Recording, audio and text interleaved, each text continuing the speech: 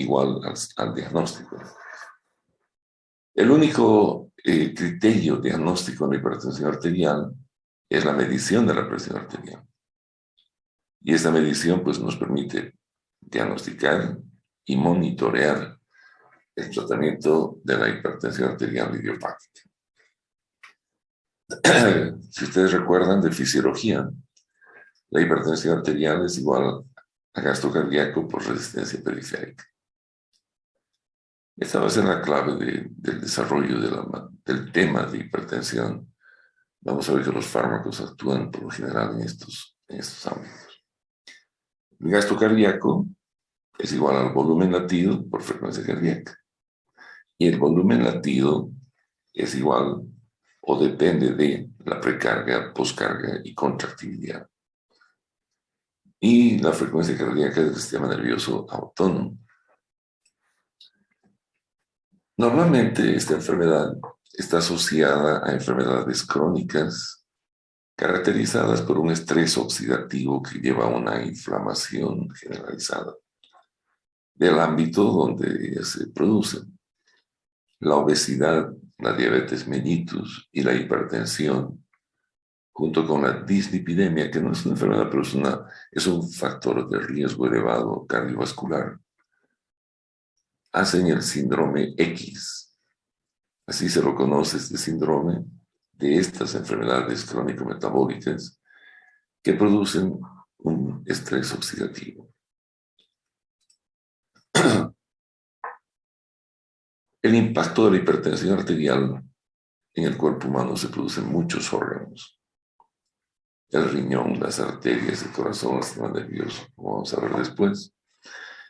Se producen alteraciones estructurales una vez que la hipertensión pasa a ser ya una segunda o tercera fase de su evolución, en la que van a haber alteraciones tanto cardíacas como arteriales.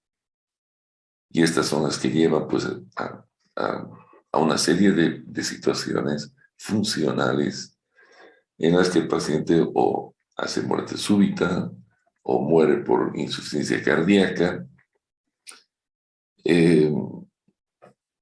alteraciones que se van a producir a nivel de la función ventricular, función arterial, renal y en general cardiovascular.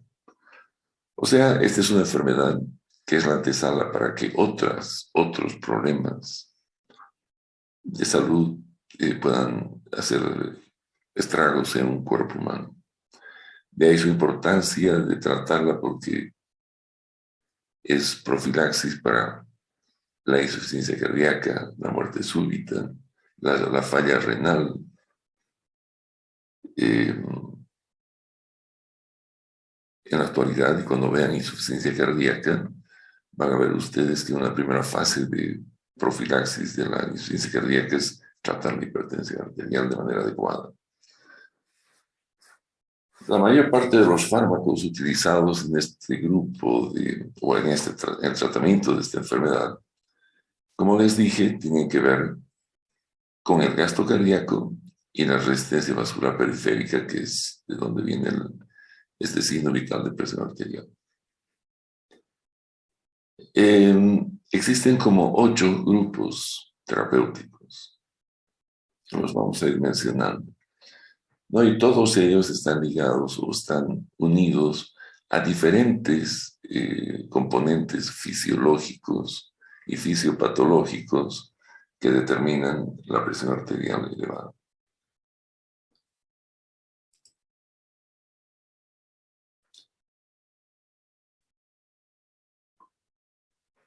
Cuando se hace la evaluación inicial de un paciente con hipertensión, 4 son nuestros objetivos. Ustedes van a hacer prácticas con sus docentes manejando problemas de hipertensión arterial. Y cuando vean esos pacientes, ustedes van a primero determinar el tipo y grado de hipertensión. Todas estas tienen implicaciones terapéuticas. El uso de uno u otro fármaco, la combinación de fármacos tiene que ver con esto. Tiene que determinar el riesgo cardiovascular global del paciente. Y hay que descartar las causas secundarias de hipertensión. porque ellas seguramente, muchas de ellas van a requerir soluciones de otro tipo. Y finalmente hay que determinar la extensión del daño orgánico.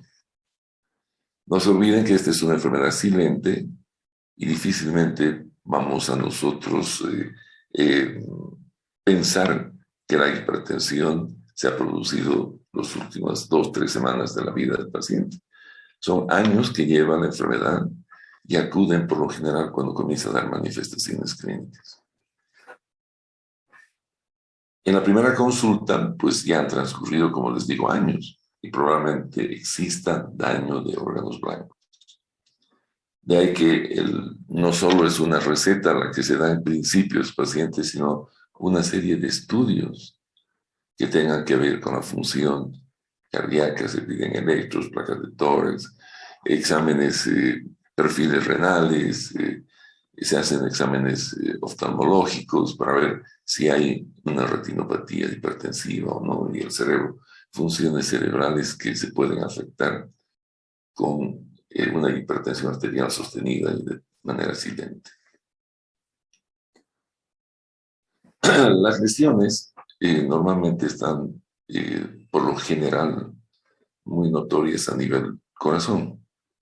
Por eso pedimos una placa, un electrocardiograma, una placa de tórax, porque nos interesa ver el tamaño del corazón, si hay hipertrofia del ventrículo izquierdo, si han habido problemas de angina o infarto. Muchos pacientes vienen por este problema y son hipertensos.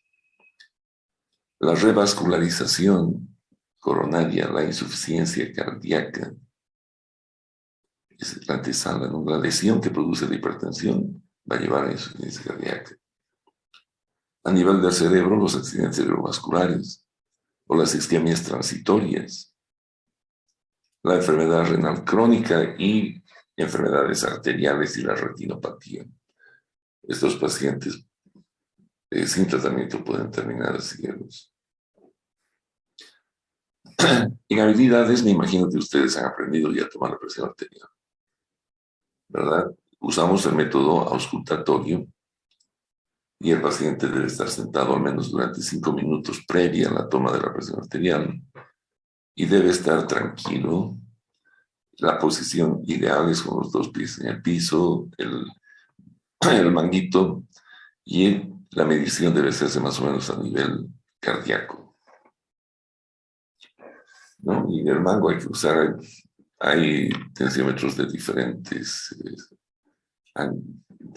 anchura y hay que usar de acuerdo al tipo de paciente que se está midiendo. Ahora, con una sola toma no se diagnostica hipertensión arterial. Se requieren al menos 2 medidas y separadas de 10 a 15 días una de otra. No es tomar la presión una vez y más tardecita, a ver, en 15 minutos repetiremos. No, eso no sirve porque hay pacientes que desarrollan elevaciones de la presión arterial por el solo hecho de estar en un consultorio o un hospital. Y algunas veces no son hipertensos, y a esto se llama la hipertensión de guardapolvo blanco, de mandil blanco, lo que quieran llamar. Porque solo cuando ven mandiles blancos sube la presión arterial y en su casa su presión es normal. Entonces hay que darle 2 chances, separado por un tiempo, para medir la presión y después recién hacer el diagnóstico de hipertensión. Los niveles de medición nos permiten tomar acciones. Hablamos de una presión óptima cuando es menor de 120/80. Presión arterial normal tiene que no pasar de 129 y de 84. Cuando pasa y llega a 139 y 89, estamos en la presión en el límite. A eso llamamos presión normal alta. Y una vez que pasamos el límite de los 139 y de los 89, ya estamos hablando de hipertensión arterial. Y normalmente la clasificación tiene que ver con la cantidad de milímetros de mercurio que se ha ido por encima de esta presión normal alta. Cuando lo hacen hasta 20 milímetros de mercurio por encima, hablamos de grado 1. Cuando la sistólica lo hacen en 20 o la diastólica en 10. Cuando es más de 20 o más de 10 es hipertensión arterial grado 2.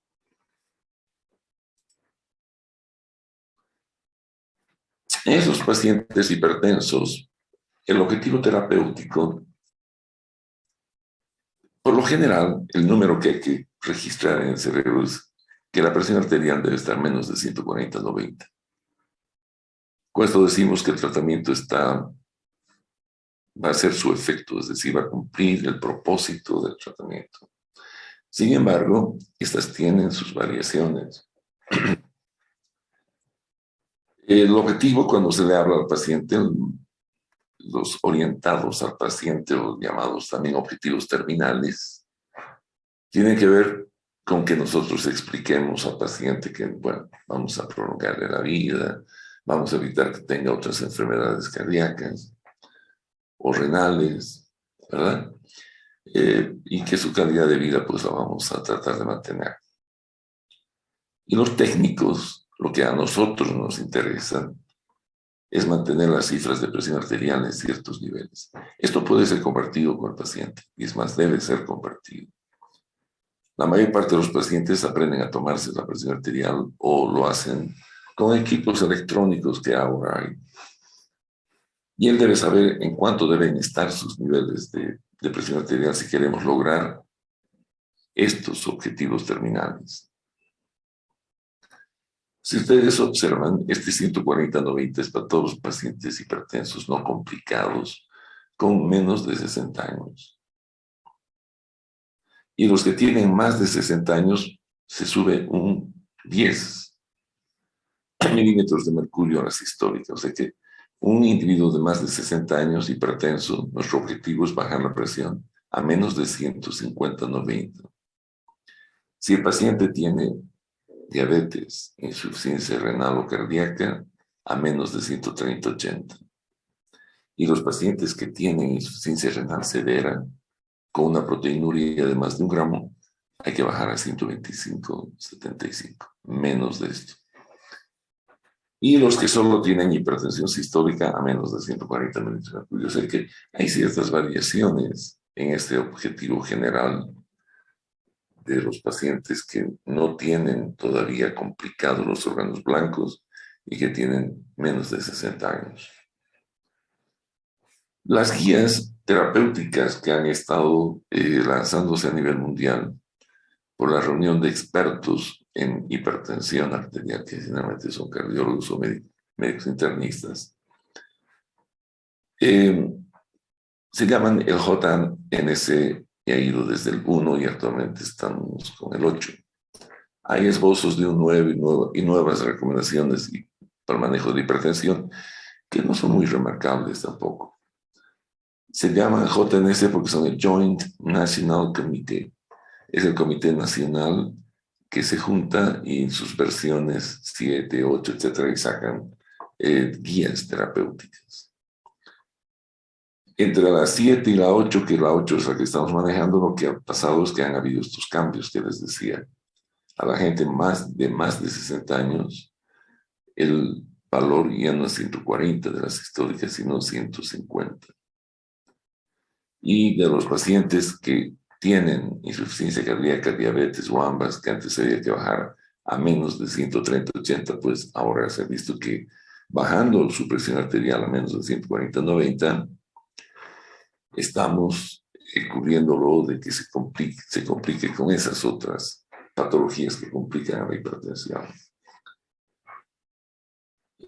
Se recomendaba en el 7 que se empiece siempre con tiazidas. En la actualidad se recomienda que se empiece con cualquiera de los 4 grupos de primera línea, que son las tiazidas, los inhibidores de la ECA, los antagonistas del receptor de la angiotensina y los bloqueadores de los canales de calcio. Y en cuanto a la primera línea de fármacos, la variación es que los beta bloqueadores han sido retirados de la primera línea por una serie de aspectos que vamos a conversar. Normalmente, cuando vayan ustedes a las prácticas de farmacología clínica, traten de encontrar este tipo de algoritmos. Para todas las patologías existen. Son algoritmos o guías terapéuticas, que normalmente las hacen sociedades científicas o expertos de un país o de un centro hospitalar enorme en el que tienen la capacidad de dar pautas terapéuticas por el estudio en no uno ni 100, sino miles de pacientes. Y las recomendaciones por lo general salen de allá, ¿no? Como en este caso, esto es de Norteamérica, ellos dicen, si un adulto más de 18 años tiene hipertensión, pues hay que implementar modificaciones en su estilo de vida, determinar las metas que queremos con la presión arterial alta. Vamos a iniciar medicamentos que bajen la presión en base a este algoritmo. Y te dicen la población general que no tenga diabetes ni falla renal, dependiendo de la edad y de las metas. Y si es blanco o es negro, pues si no es negro, vamos a utilizar cualquiera de estos 4 grupos de primera línea. Y si es negro, se sabe que ciertos medicamentos no funcionan bien. Y se recomienda, si es de raza negra, iniciar con tiazidas o bloqueadores de los canales de calcio, solos o en combinación. Y por este otro lado están los pacientes que tienen o diabetes o tienen falla renal crónica y te recomiendan qué hacer con ellos, ¿no? Nosotros no vamos a ver este tipo de paciente. Normalmente cuando se empieza un esquema terapéutico en los pacientes hipertensos lo hacemos en un escalamiento. Escalamiento significa que vamos a escalar gradas tomando decisiones periódicamente. En este caso están viendo que cada mes y medio se va regulando, se van midiendo y tomando decisiones. Se empiezan con medidas higienodietéticas, se va con fármacos de primera línea, dependiendo del médico que está tratando y el tipo de paciente, y se van agregando otras medidas hasta llegar a 3 fármacos al menos. Y si esto no baja la presión arterial, consideramos una hipertensión resistente y debe ser enviado a un especialista. Un médico general solo está autorizado de manejar 4 grupos farmacológicos de primera línea. El resto requiere entrenamiento, capacitación, y para eso están estos señores que son los cardiólogos o algunos médicos internistas. En nuestro medio, pues hasta los ginecólogos van más allá, pero eso no es normal. Existen estrategias. Estos son los 4 grupos farmacológicos que el JNS 8 propone como primera línea. Y además hay 3 posibles estrategias usando estos fármacos. Una primera es empezar con un fármaco e ir aumentando las dosis hasta llegar a la dosis máxima. Y si con la dosis máxima no logramos controlar, se aumenta un segundo fármaco. Esa es una estrategia. Otra estrategia es empezar con un fármaco y no se va agregando dosis hasta la dosis máxima. Si no responde un tiempo, aumentas otro fármaco. Pero no se llega a la dosis máxima del primero. Y una tercera estrategia es que se puede empezar con 2 fármacos juntos, ya sean en tabletas separadas o en combinación, ¿no? Y esto solo se recomienda hacer cuando el paciente tiene una hipertensión en estadio 2. Es decir, que su elevación de su presión sea de más de 20 la sistólica y más de 10 la diastólica de lo que consideramos presión normal alta.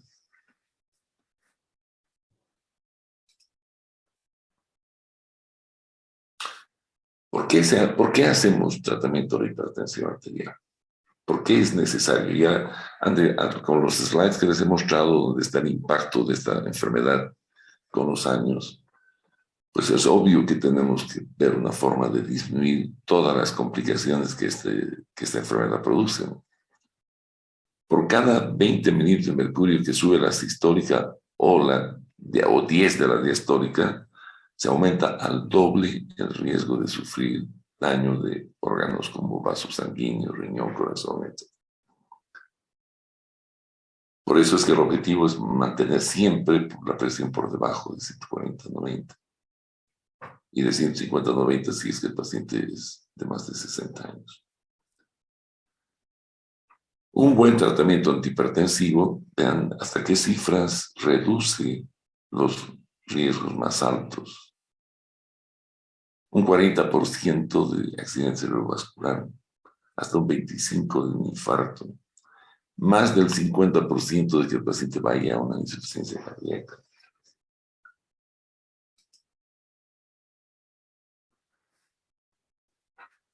Siempre, en todo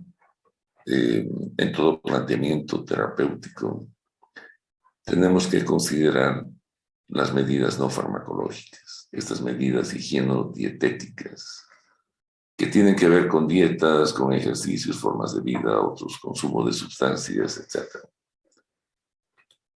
Ellas, todas ellas, tienen algo que ver con el objetivo terapéutico, siempre.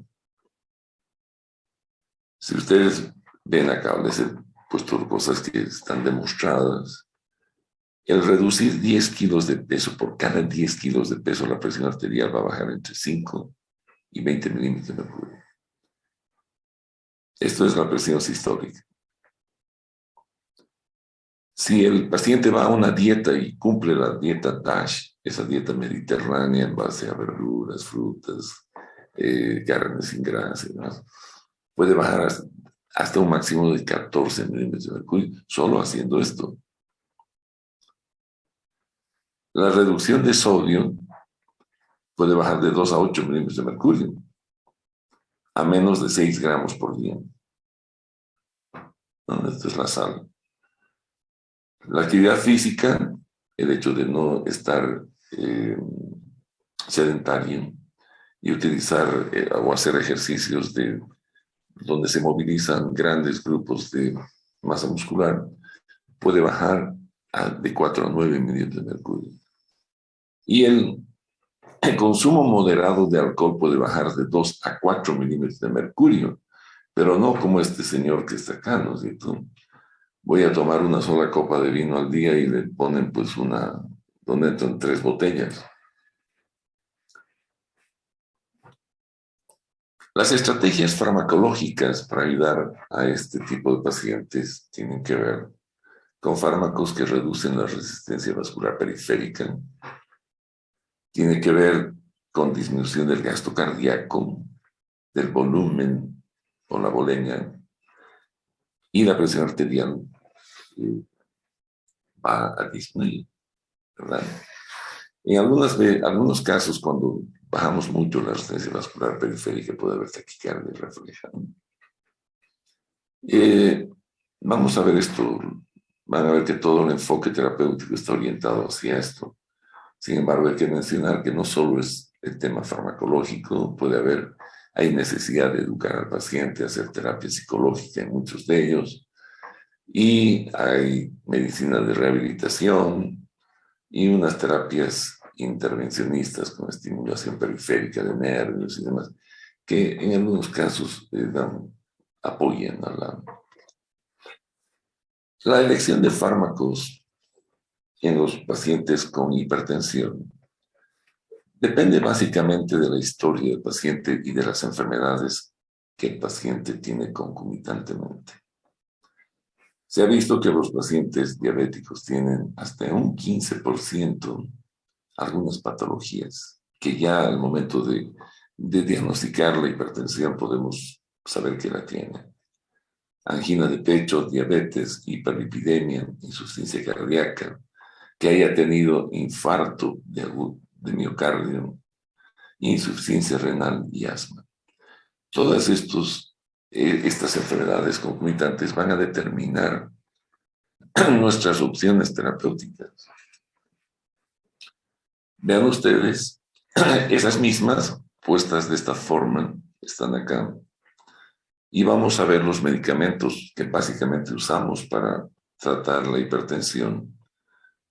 Los diuréticos podemos usar en todos, excepto en el infarto previo de miocardio o en la falla renal crónica, donde habrá que tomar ciertas consideraciones antes de usar un diurético. En los beta bloqueadores los utilizamos solo con indicaciones cardíacas.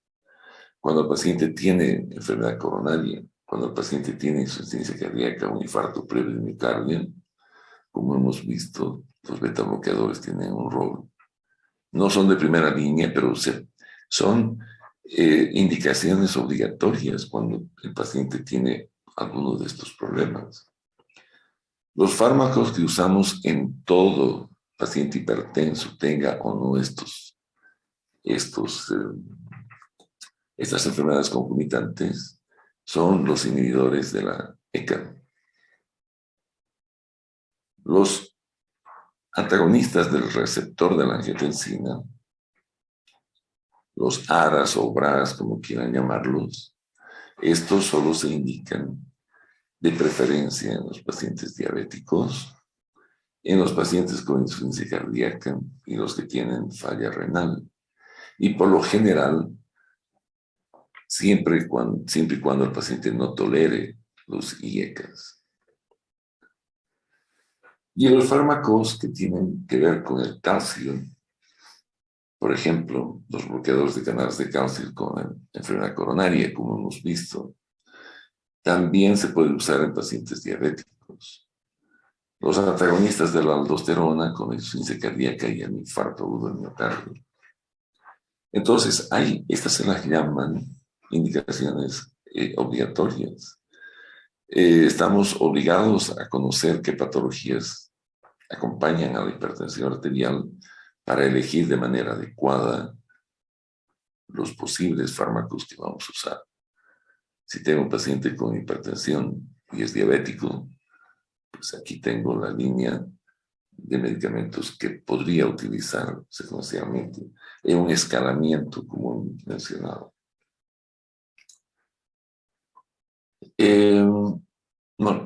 Bueno, la mayor parte de las enfermedades siempre se clasifican a los fármacos por una jerarquía de eficacia asociada a seguridad.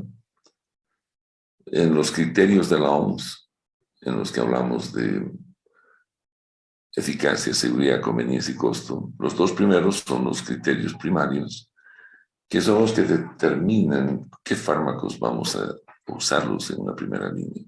Son los que mejor perfil tienen en cuanto a eficacia y producen menos daño. Aquí están esos cuatro que hemos mencionado: los inhibidores de la ECA, los bloqueadores del receptor de angiotensina, los tiazídicos y los bloqueadores de calcio. Ahora, la segunda línea, que por lo general está destinada a que la use una persona de mejor formación que un médico general, son los bloqueadores alfa adrenérgicos, los beta adrenérgicos, los agonistas alfa 2, los inhibidores directos de la renina, la espironolactona, bloqueadores ganglionares y los inhibidores neuronales periféricos, que ya hemos mencionado algunos cuando hemos hablado del sistema nervioso simpático.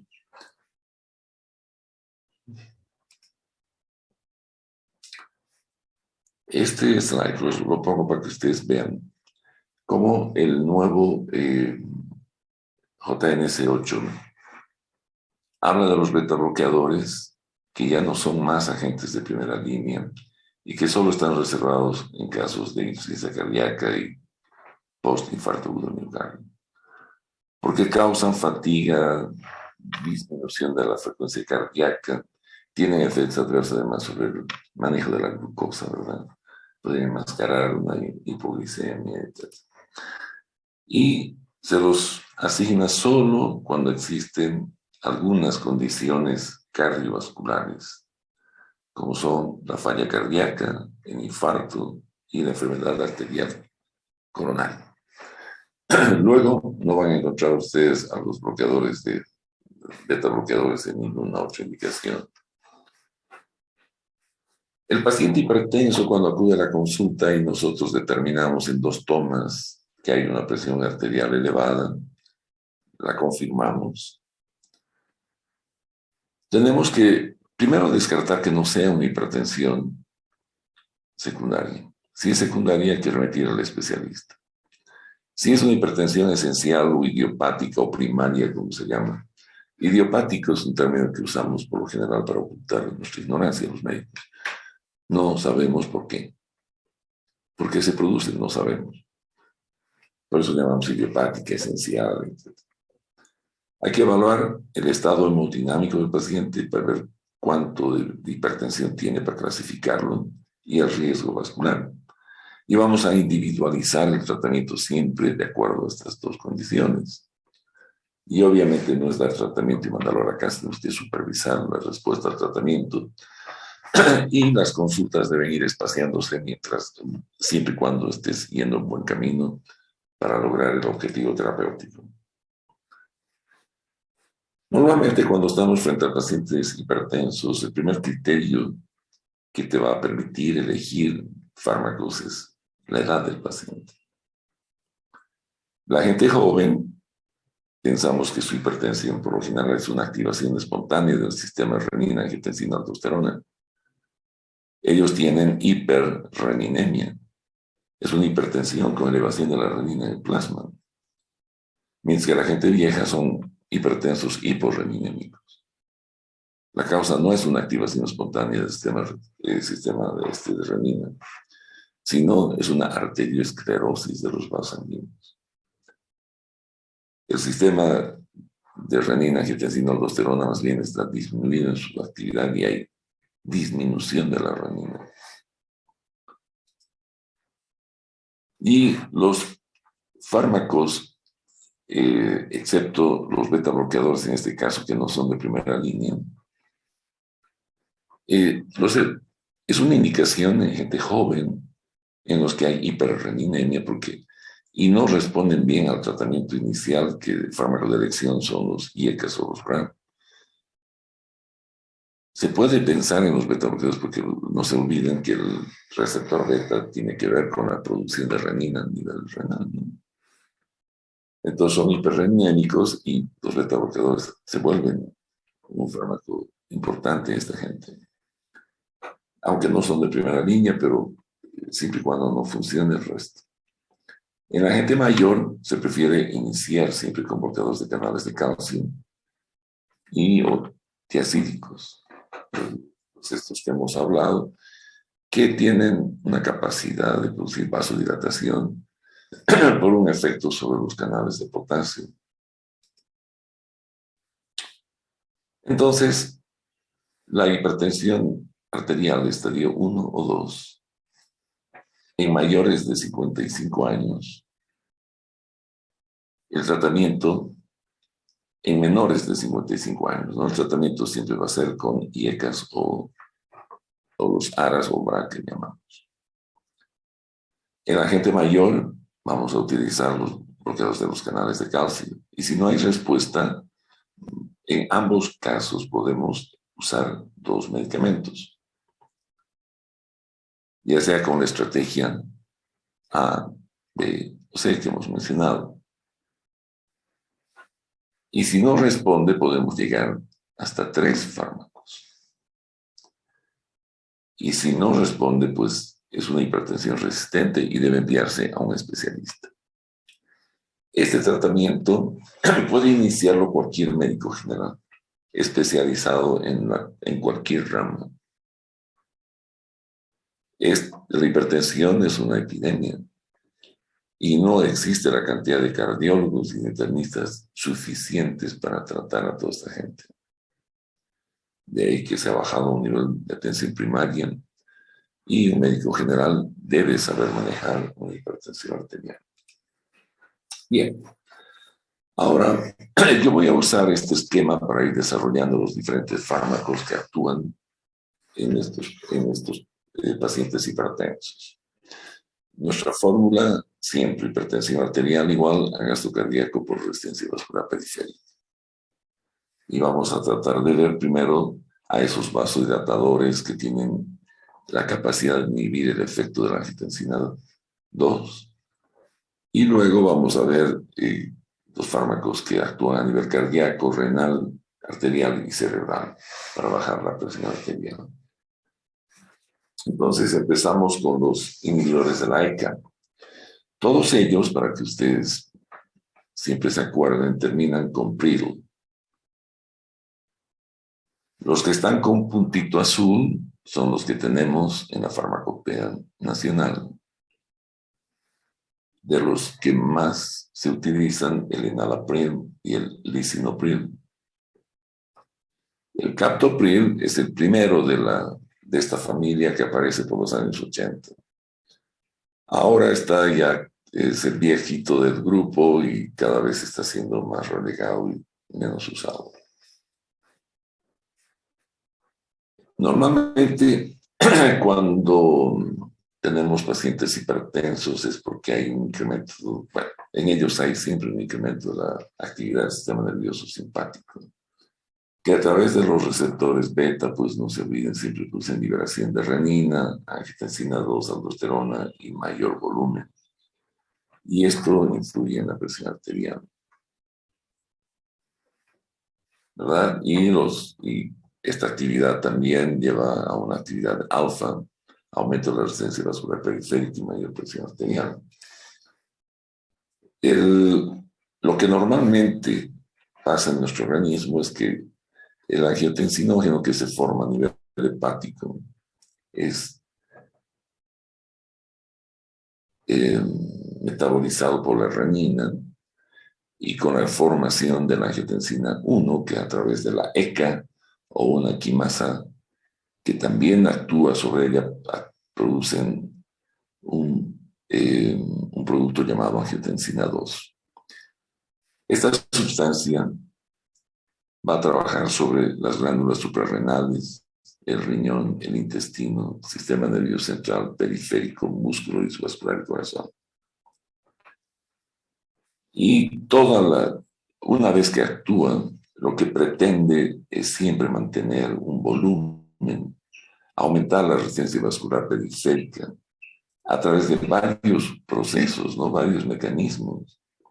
A nivel de la suprarrenal, la aldosterona, la reabsorción de sodio y agua. En el riñón, reabsorción de agua.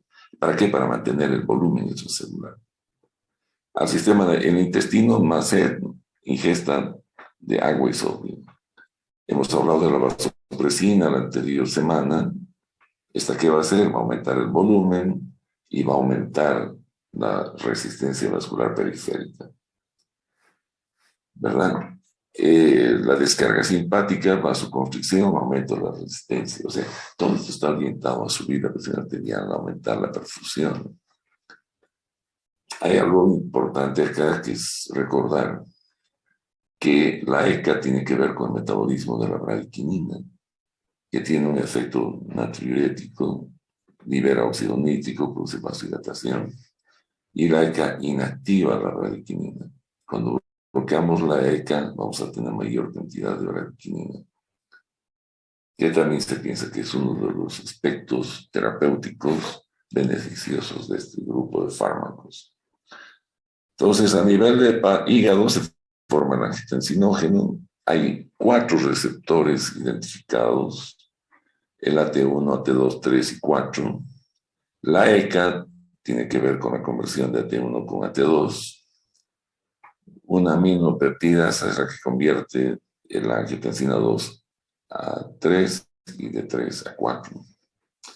Las que terapéuticamente están siendo utilizadas solo son los que trabajan sobre el receptor AT1 y AT2, ¿no? Normalmente este AT2 produce vasoconstricción en vasos grandes, aumenta la aldosterona con retención de sodio y agua,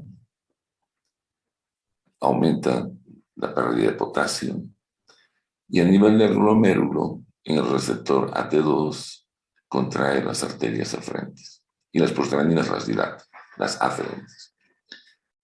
El 4 ha sido descrito de estar presente en el sistema nervioso central. Actualmente se están investigando fármacos que trabajen sobre este receptor que aumenta la cognición y podría ser algo positivo para la enfermedad de Alzheimer.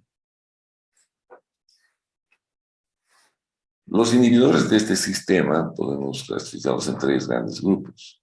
Los que inhiben directamente a la renina, los que inhiben la enzima convertidora o los que bloquean el receptor.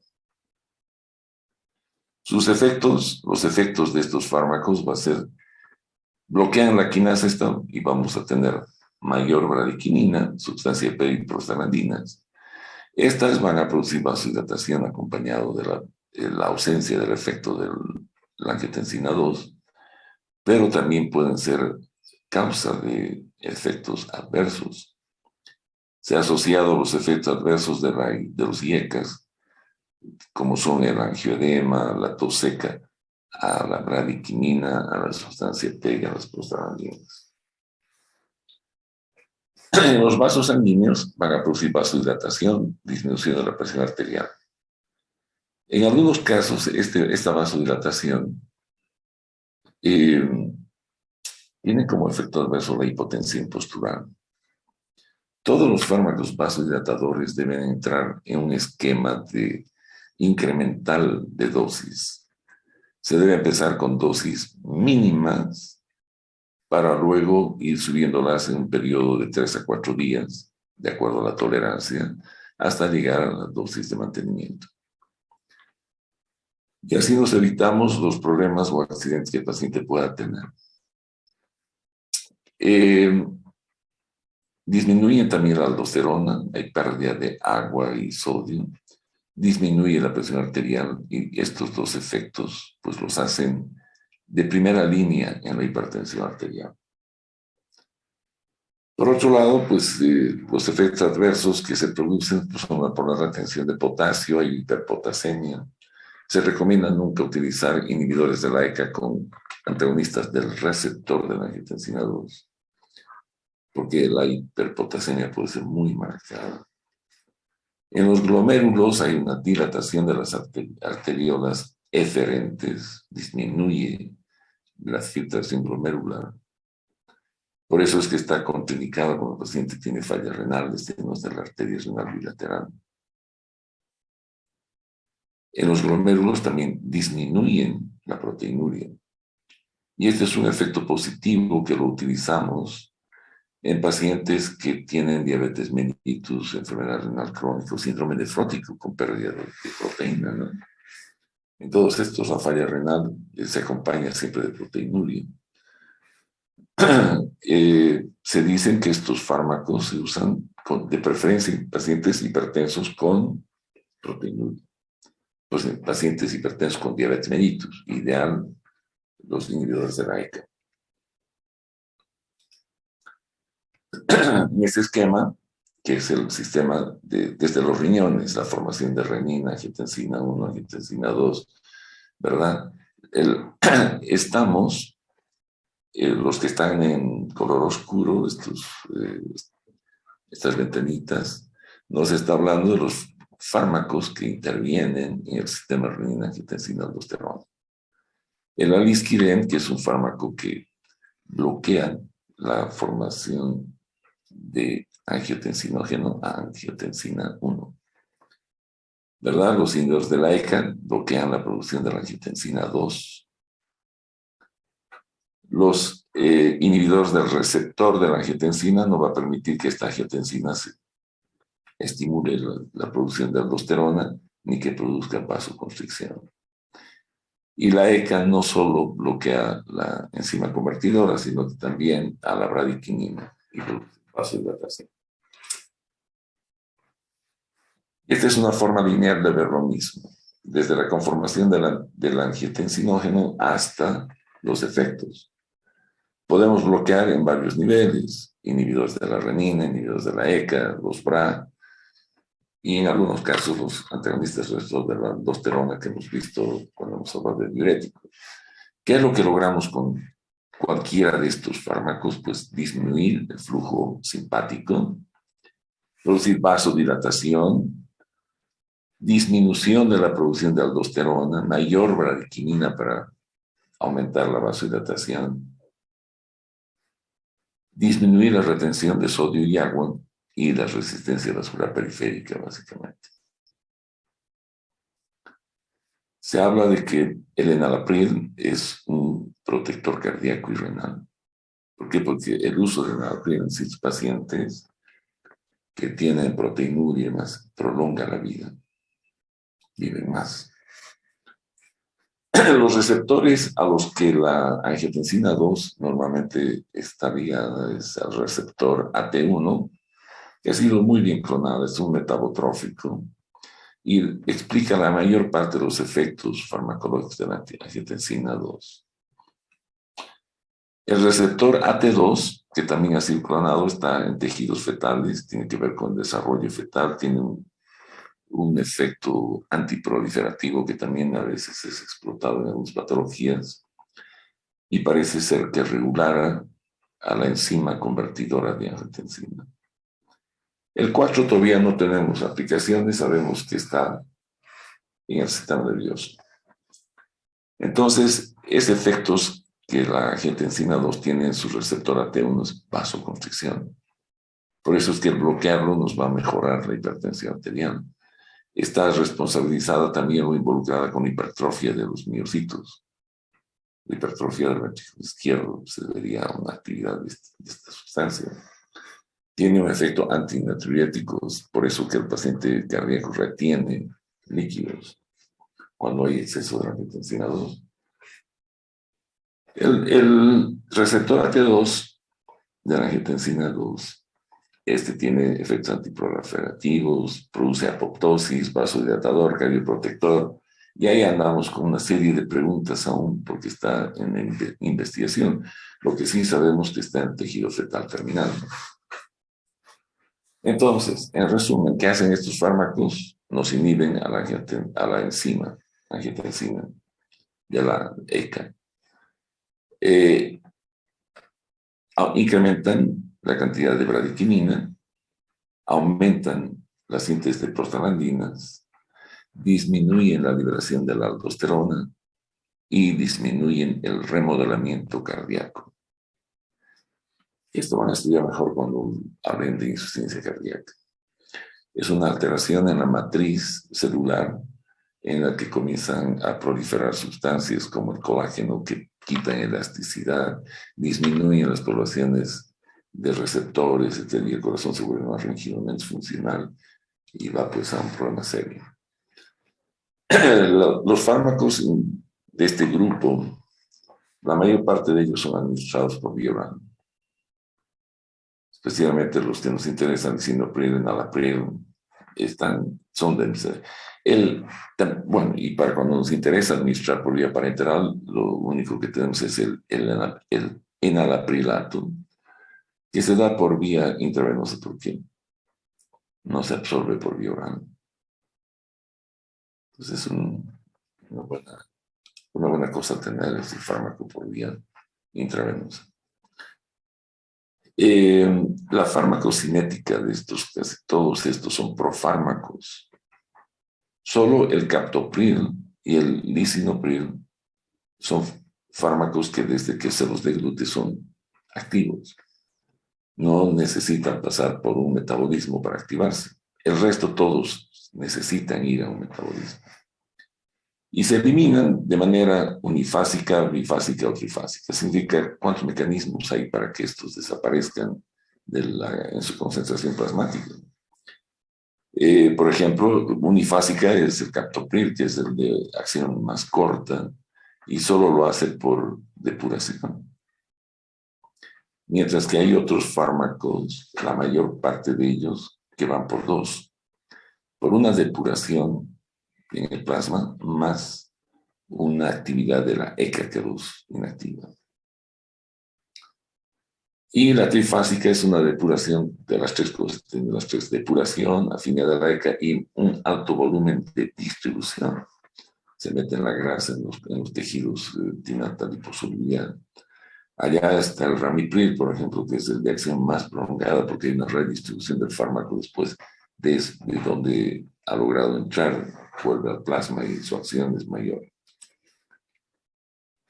Desde el punto de vista farmacocinético, estos fármacos también se los clasifica en clase 1, clase 2 y clase 3. La clase 1 son esos prototipos de captopril que son activos desde un comienzo. Producen metabolitos que también son activos. La clase 2, donde el enalapril es el prototipo, son todos profármacos. Son inactivos al momento de administrarlos y están sujetos a un metabolismo hepático para su activación. Y una clase 3, como el lisinopril, que son activos y no van por un metabolismo. No son liposolubles, no se quedan en tejidos, ni tampoco pasan por el hígado pasan por el hígado, pero no necesitan ser metabolizados para producir la acción farmacológica. Estos IECAS se los utiliza básicamente en lo siguiente. En la hipertensión arterial, con aumento de renina, son el fármaco de primera línea. En los pacientes hipertensos con diabetes mellitus y enfermedad renal,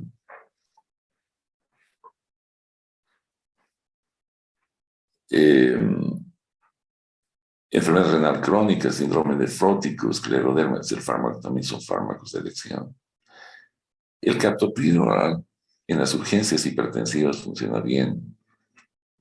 El enaprilato intravenoso en las emergencias hipertensivas.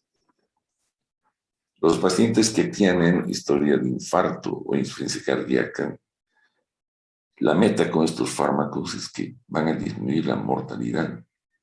Los IECAS pueden revertir cierta parte del remodelamiento miocárdico. Y en algunas escuelas recomiendan hacer un test con el captopril dentro de sus usos, como es de corta duración y demás, para diferenciar la hipertensión renovascular, que es secundaria, con la idiopática. Se administra el captopril y se mide cuánto se ha producido de renina. Si la magnitud del incremento de renina es alto, entonces es renovascular y lo que hay que hacer es una angiografía renal. Si la magnitud del incremento de la renina es bajo, entonces se piensa que esta hipertensión es solo idiopática. Dentro de los efectos adversos, voy a mencionar así rápidamente esto porque van a ver que tiene que ver con el tipo de fármaco.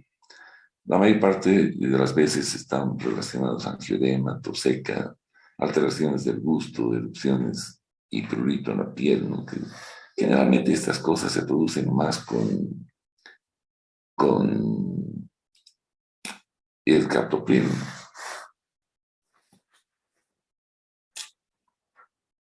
Bien, esto ya hemos hablado. Este slide se me ha pasado, ¿no?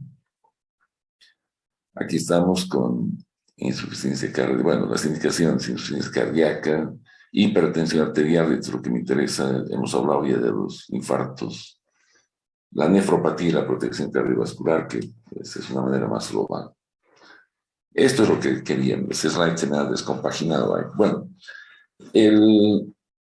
los efectos adversos de los IECAS tienen que ver con la clase a la que pertenecen a los IECAS y con la estructura química que tienen algunos de ellos.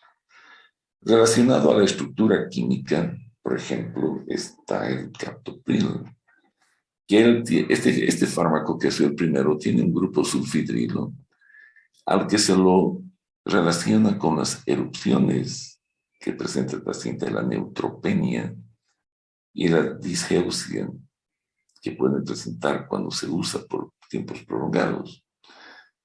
Esto, ustedes pueden ver acá, el captopril tiene un grupo sulfidrilo, que es el que hace unión con la enzima, mientras que los otros tienen el carboxilo y finalmente el fosinopril, el foxidrilo. Y aquí también en este gráfico les va a servir cuando lo lean, que cuando lo revisen, porque solo creo que les interesa grabar y después cuando aprendan, verán que el captopril y el lisinopril son los únicos que no son profármacos. El resto todos son profármacos.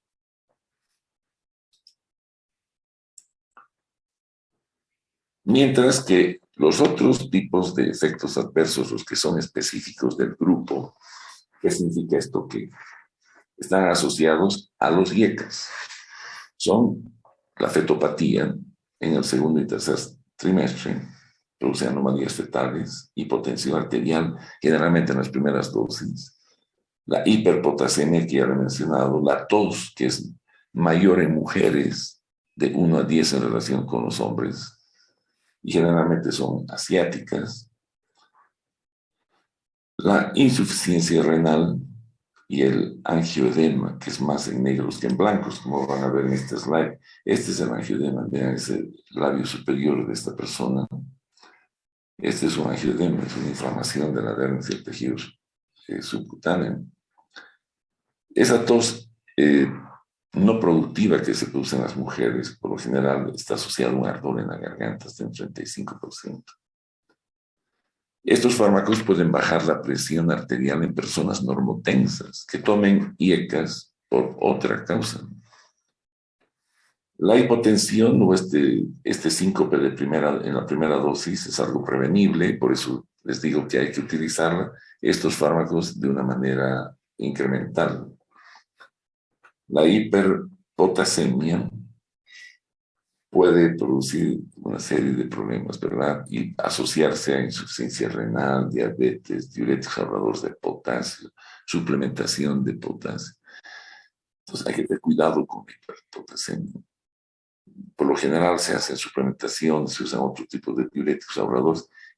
Vamos a aumentar la hiperpotasemia y vamos a poner en riesgo al paciente. Y el angioedema que hemos mencionado.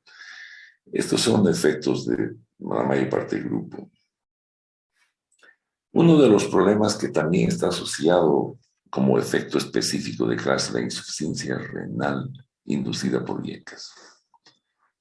Esto tiene que ver con cuando se reduce la filtración glomerular, la perfusión renal disminuye por una estenosis de la arteria, cualquier causa. Normalmente, en esos casos de hipoperfusión, hay una vasoconstricción arteriolar eferente. Está dentro de los efectos de la angiotensina 2, y esto es lo que mantiene la filtración glomerular. Y si nosotros bloqueamos esta acción de la angiotensina, no va a haber esta vasoconstricción arteriolar y el paciente nos va a ir a una insuficiencia renal. Porque va a disminuir la filtración glomerular y vamos a tener un paciente con insuficiencia renal. Pues vamos a empeorar las cosas. Está contraindicado cuando hay esta estenosis arterial, justamente por lo que acabo de mencionar. Es fetopático, no se da en el embarazo. Si el paciente es hipercalémico, pues no puedes dar este medicamento. Cuando hay hipersensibilidad a algún compuesto de estos, tampoco. Cuando la creatinina sérica está más de 3 miligramos, tampoco. Y la estenosis aórtica severa o la cardiopatía obstructiva está contraindicando. Esto es un resumen que ustedes lo van a revisar, no lo voy a repetir. Están las indicaciones, posible utilidad y contraindicaciones de los IECAS. Los fármacos que más se usan, su dosis de mantenimiento y su dosis máxima. Se empiezan con dosis bajas de 5 miligramos por día, pueden ser divididas en 2.5 y se van incrementando cada 3-4 días hasta llegar, si es necesario, a los 40 miligramos. El lisinopril es muy parecido. Las interacciones farmacológicas de los IECAS puede darse con los diuréticos ahorradores de potasio, con los suplementos de potasio, con los AINES, que van a bloquear la producción de prostaglandinas, los antiácidos que pueden disminuir su biodisponibilidad y la capsaicina, que es una sustancia presente en los pimentones picantes, el ocoto, por ejemplo.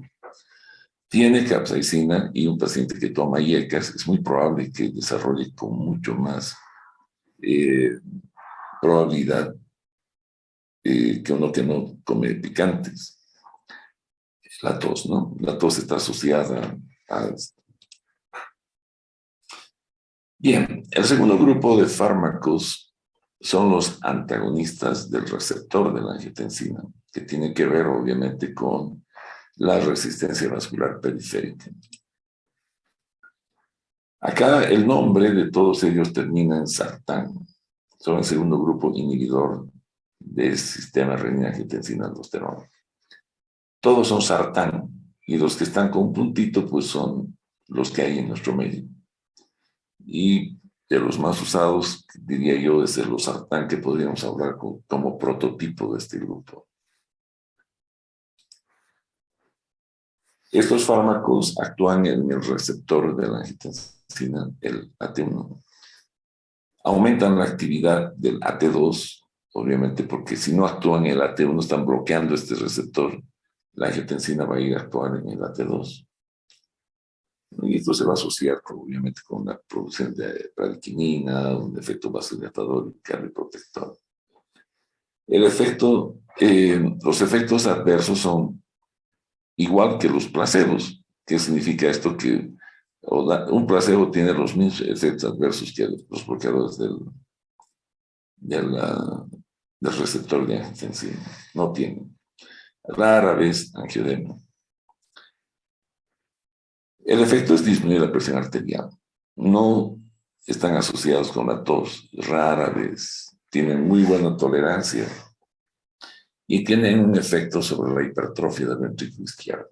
O sea, van a trabajar sobre el remodelamiento miocárdico también.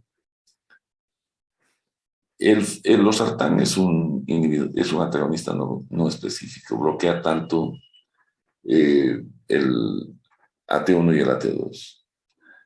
¿No? Bloquea también la producción de tromboxanos A2, con un efecto antiagregante. Tiene un efecto úrico-súrico, que puede ser beneficioso en pacientes con gota. Y también tiene un efecto positivo en los pacientes que tienen resistencia a la insulina, porque actúa sobre los receptores PPAR-gamma. Estos son receptores activados por los proliferadores de peroxisomales, ¿no? Así se llaman. Estos tienen que ver con factores de expresión de genes a nivel de las células para captar y usar la insulina. Existen otros fármacos como el eprosartán, el irbesartán, etc., dentro de los que actúan en la resistencia a la insulina. El que tiene mayor efecto es el telmisartán. El candesartán y el olmesartán son profármacos. Entonces estos van a tener varios efectos positivos en algunos tipos de pacientes. La farmacocinética, la mayor parte de ellos tienen una absorción muy pobre por vía oral. Alta unión a las proteínas plasmáticas. El que tiene una vida media máxima es el telmisartán y mínima el eprosartán. Los usos son exactamente igual que los de los IECA y son preferidos en caso de que los IECAs el paciente presente intolerancia. La tos es, por ejemplo, una de las causas que hace que el paciente deje de usar IECA. O la inefectividad, que no hayas logrado el objetivo terapéutico. El losartán también se usa para la hipertensión arterial y el irbesartán para controlar la fibrilación auricular. Sus efectos adversos: alopecia, agranulocitosis, vasculitis, y el olmesartán causa un síndrome muy parecido al sprue tropical.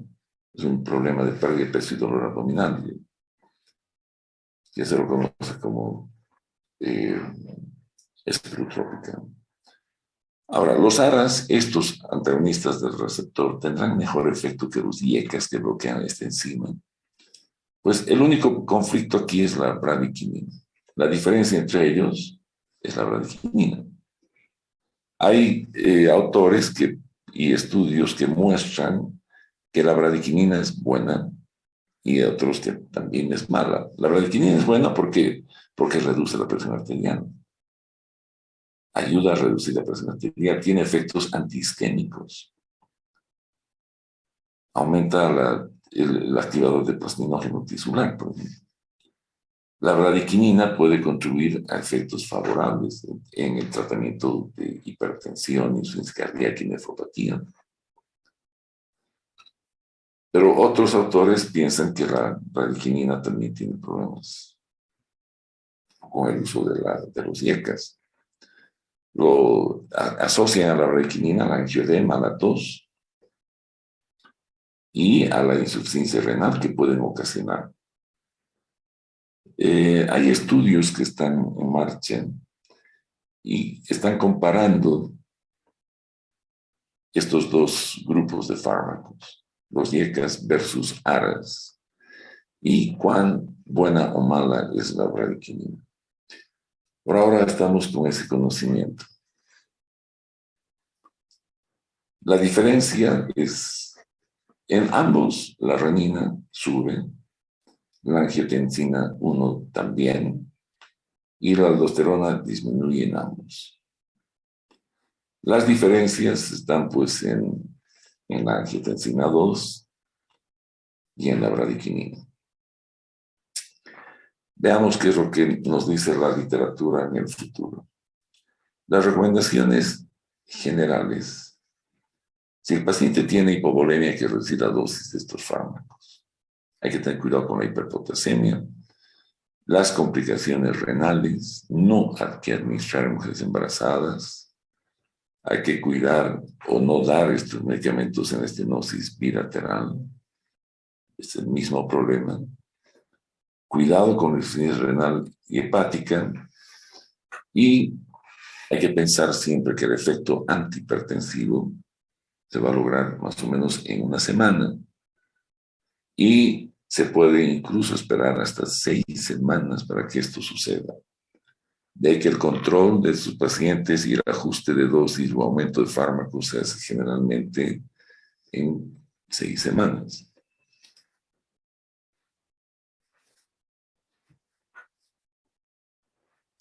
Bien, el losartán, a diferencia de todos los demás, tiene un metabolito activo que es el CAT3174. Este fármaco, van a ver acá, si ustedes ven el losartán, su concentración máxima en 1 hora y su vida media es de 2 horas del producto original, y un volumen de distribución de 34 litros.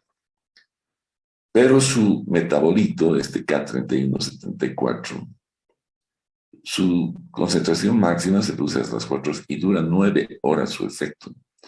O sea que el losartán actúa tanto como producto original y su metabolito hasta 9 horas. De ahí que tiene pues una muy buena, diría, buena aceptación por el paciente, porque la dosis es 1 o 2 veces al día. Los efectos adversos, tenemos la hipotensión arterial, la hiperpotasemia, efecto hepático, pues esto no se sabe, pero tampoco se puede experimentar, pero sabiendo que el bloqueo de la angiotensina puede producir alteraciones fetales, es mejor no hacerlo. Tiene efectos gastrointestinales y hepatotoxicidad con algunos de estos productos. Esto es un resumen que ustedes lo van a tener para revisar una vez que lean el tema. Y finalmente el alisquiren, que es el tercer grupo de estos fármacos que inhiben el sistema de renina, angiotensina, aldosterona, es el único fármaco que está aprobado por la FDA. Se usa en segunda línea y sus efectos adversos son la hiperuricemia, diarrea y reflujo gastroesofágico. Hemos hablado de los efectos más comunes de este grupo de fármacos, la hipotensión arterial y la hiperpotasemia, que son de todos los 3 grupos que hemos mencionado que actúan sobre el sistema renina, angiotensina, aldosterona. Y las contraindicaciones de estos grupos son la falla renal, la estenosis bilateral y el embarazo. En el primer trimestre producen defectos en el sistema nervioso central y en el segundo y tercero en a nivel renal.